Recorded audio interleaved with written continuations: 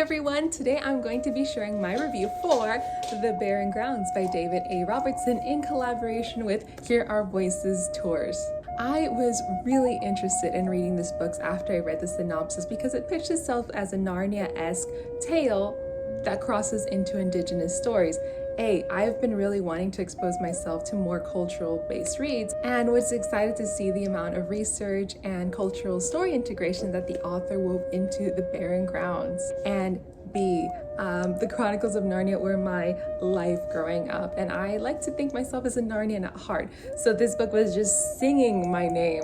Alrighty guys, so before I kick off my review, I just want to let you guys know that I did my best to look into how to pronounce a couple of character names that are in the book because I believe that they are based in Korean. I was just trying to be as accurate as possible, but please forgive me if they're not 100% accurate. However, if you guys know how to pronounce the names that are going to come up in the book, I would really appreciate it if you guys could reach out to me via comment or private message so that I can have the pronunciation of the names for my future reference.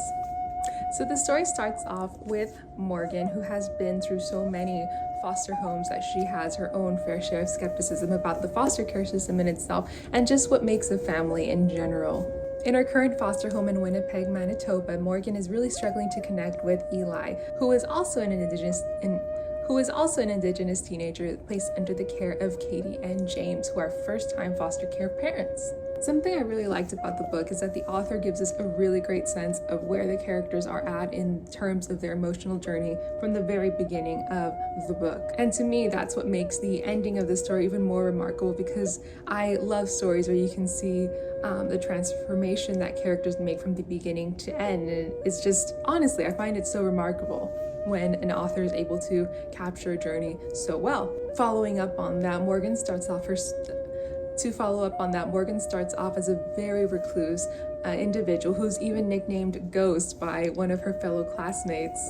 And she feels absolutely no connection to her heritage or her culture because she was taken away from her home and placed into the foster care system at a very young age.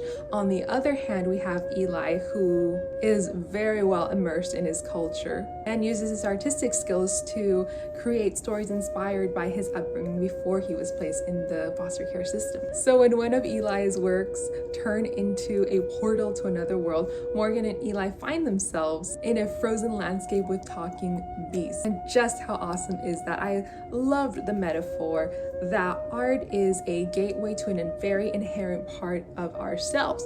So in the village of Mesawa, the fisher by the name of Ochek that originally Eli drew in his painting is battling against this very frozen landscape, as you can tell by the cover of the book, in order to help his village thrive and survive this perpetual winter that's gone on for such a long time. We come to learn through Ochek that there was once a time of great flourishment known as the green time in the village, where everything was thriving and everything was okay. However, all that changed when the villagers trusted a man who came from Eli and Morgan's world, and they allowed him to integrate into the village.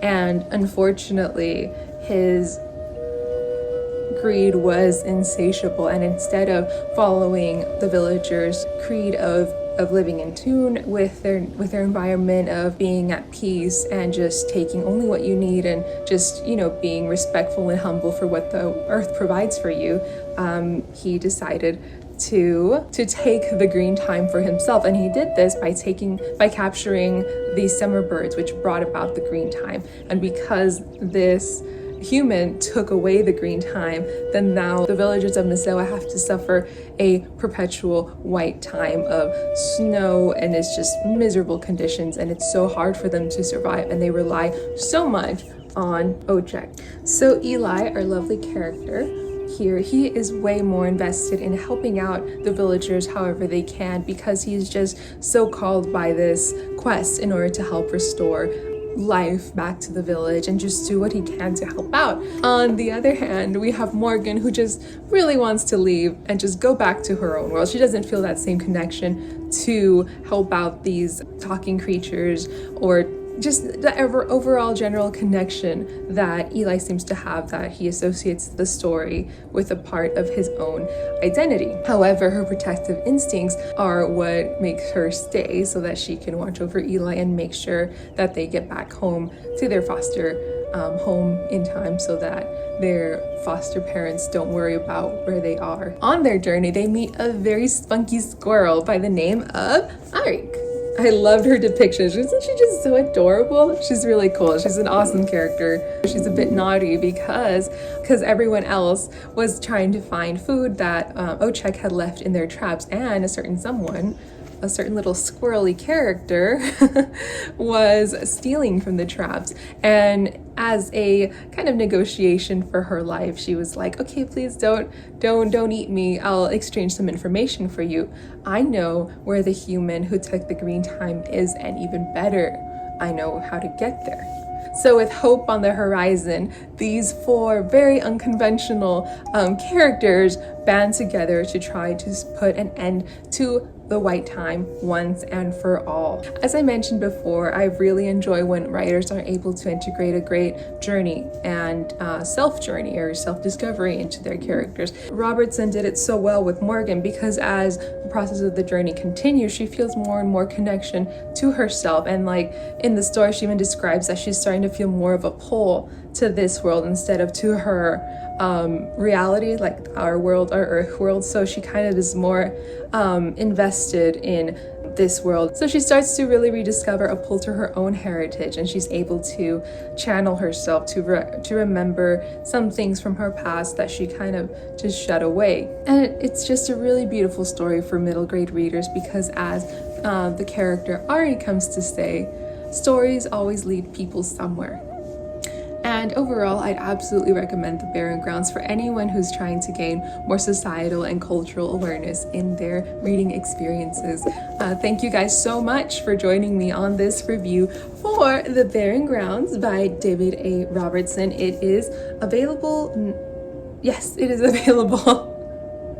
I was just making sure the date that it was still on time, that it was published. It's part of the Misa West saga. This is the first installation, and it's one that I'm absolutely looking forward to continue reading. And if you guys do read the book and would like to have a little talk about it, just DM me. I would be so happy to talk about this book with you. So thank you again for joining me. I am Alex from the Reading Corner for All, and signing off on this review for The Barren Grounds. And may you have a fantastic day.